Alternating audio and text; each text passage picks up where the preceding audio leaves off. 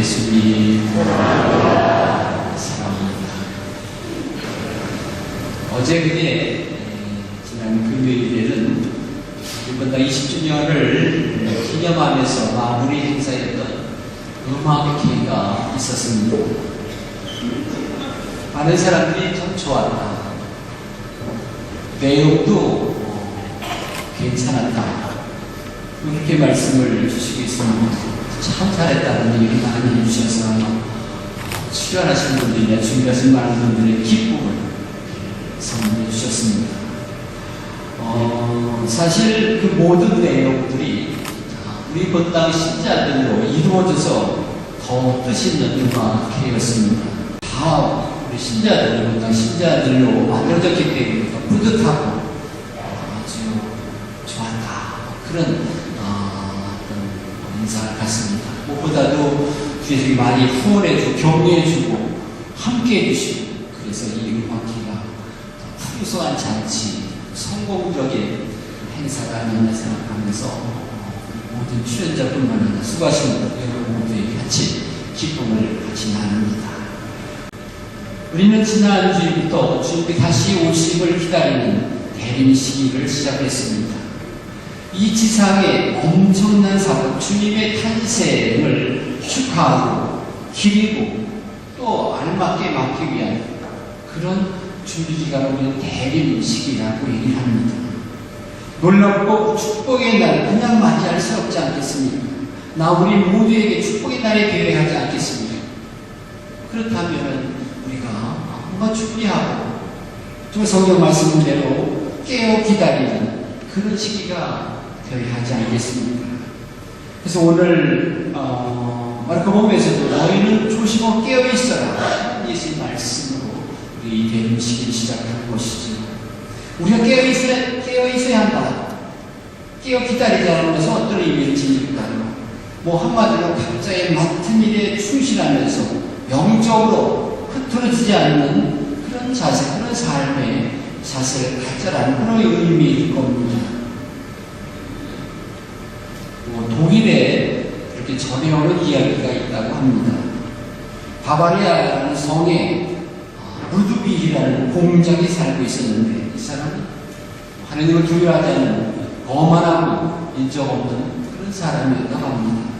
사람들을 무시하고 함부로 대하고 괴롭히고 포악하기 때문에 그 성 안의 모든 사람들은 그를 두려워했고 두려움은 정말 그를 나쁜 사람이 이렇게 늘 생각하고 살았던 사람인데요. 그가 어느 날 사냥을 갔다가 숲속에 작은 성당을 발견하고 구경삼아 그 성당에 들어갔다고 합니다.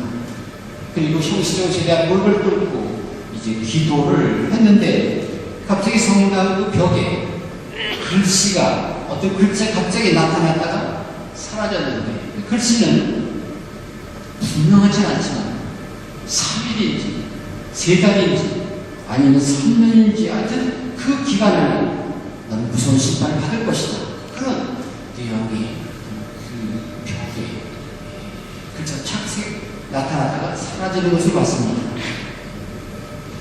이제껏 죄를 많이 지었던 이 공장은 나름대로 해석하기를 3일 안에 하나님 앞에 서게 되구나, 죽게 되는구나, 심판을 받게 되는구나 라고 생각을 했습니다. 그래서 그런 마음을 좀 고쳐먹고 3일 동안 삶을 좀 바꿨습니다. 3일 얼마나 짧겠습니까? 하다 보니까 쭉 가버리는 거죠. 할 수 있는 대로 가족들에게 잘해주고 또 만나는 사람들에게도 좀 따뜻함을 보여주며 3일을 보냈습니다. 이제 하나님 심판을 받기 위해서 그 성에 저 높은 탑에 올라가서 기다렸습니다. 근데 다행히 불행히 아무 일도 일어나지 않았습니다. 공자가 이렇게 생각했죠. 3일이 아니고 석 달이었구나. 그런 석 달 동안 가족부터 시작을 해서 많은 사람들에게 좀 자기 달라진 모습을 보여줬죠. 또 자선도 베풀고 다른 사람들 긍휼히 여기고 하면서 좀 인적인 사람으로 바꿔봤습니다.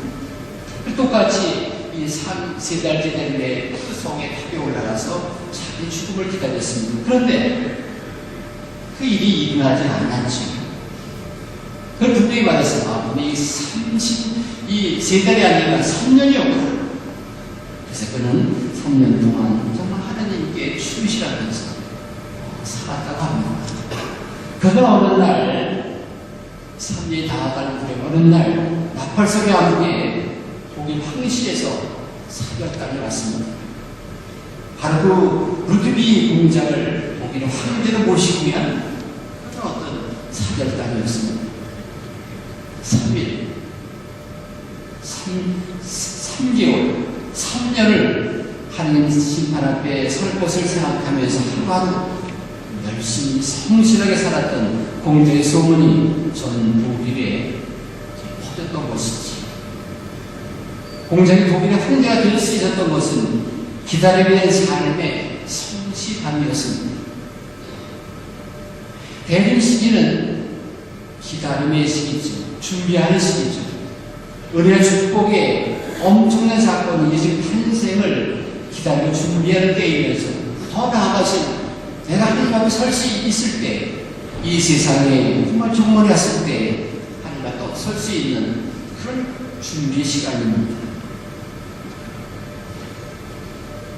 모든 것을 즉석에서 편리하게 처리할 수 있는 마치 손에 든 핸드폰이나 것처럼 이 온세가 연결되어 점점 더 좁혀지고 인내심 기다리는 것입니다. 기다리는 마음이 다 안 사라졌습니다.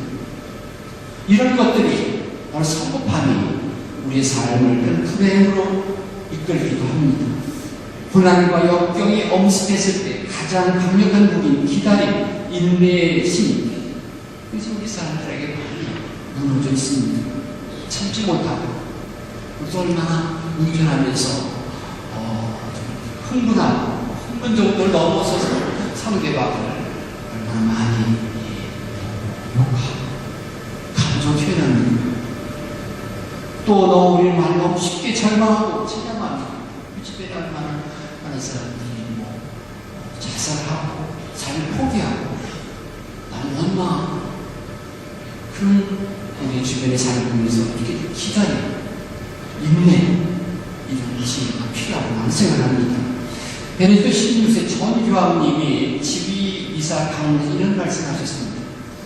우리는 하느님께서 우리 앞에 좀 더 강한 분으로 나타나셔서 악을 뿌리고 더 선한 세상을 만드시기를 기대합니다.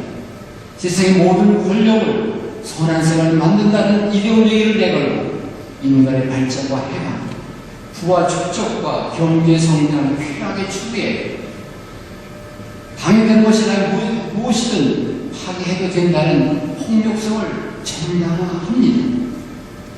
이런 것을 보면서 우리는 하나님이 인내심 때문에 고통을 받는 것이 사실이지도 모릅니다만 그래도 우리는 그분의 인내심이 반드시 필요합니다.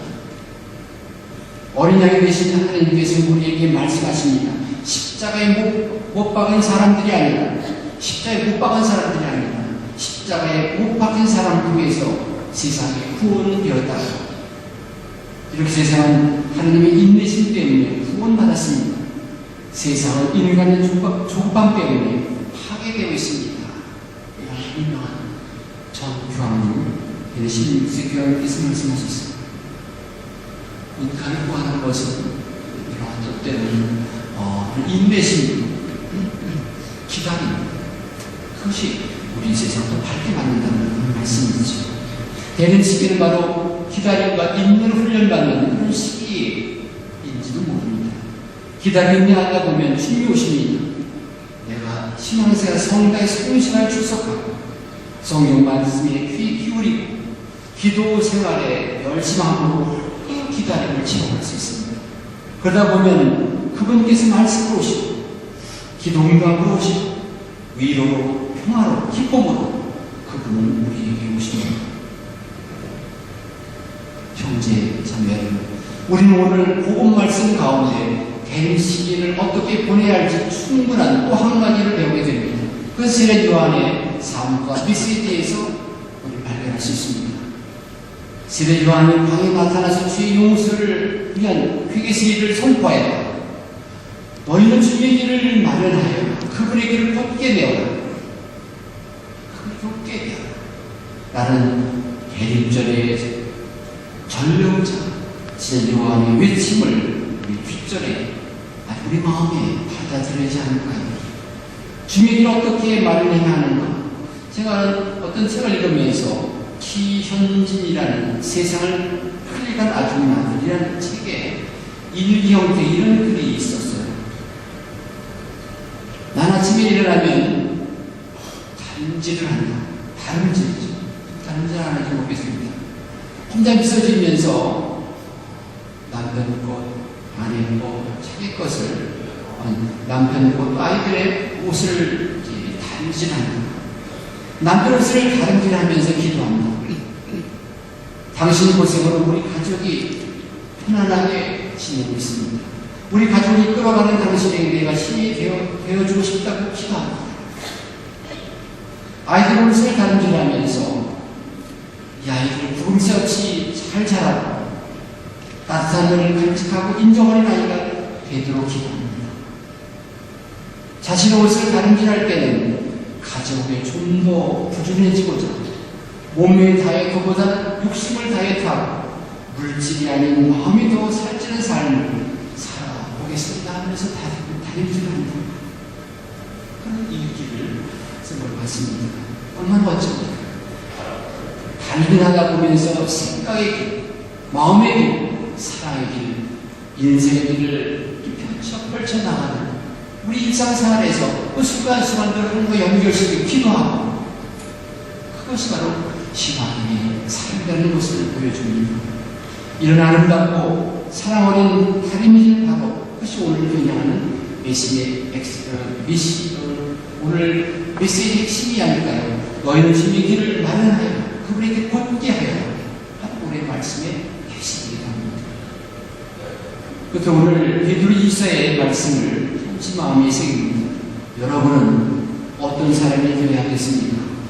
거룩하고 신신 있는 생활을 하면서 하나님의 나라 오기를 기다리고 그날 앞당기도록 해야 하지 않겠습니까?